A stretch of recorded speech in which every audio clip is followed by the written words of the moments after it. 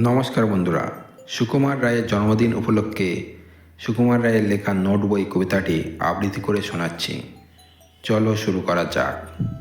এই দেখো pencil notebook এ হাতে, এই দেখো ভরা সব কিলবিল লেখাতে।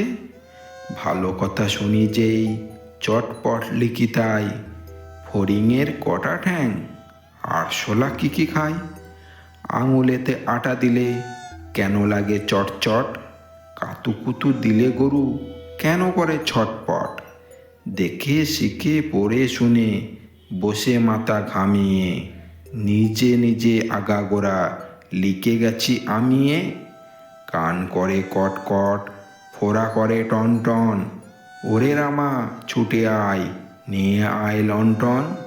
কাল থেকে মনে মোর লেগে আছে খটকা, ঝোলাগুড় কিসে দেয় সাবান না পটকা।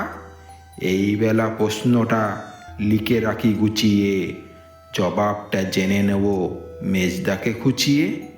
পেট কেন কামড়ায় বলো দেখি পারকে, বলো দেখি ঝাঁজ কেন জোয়ানের আরকে।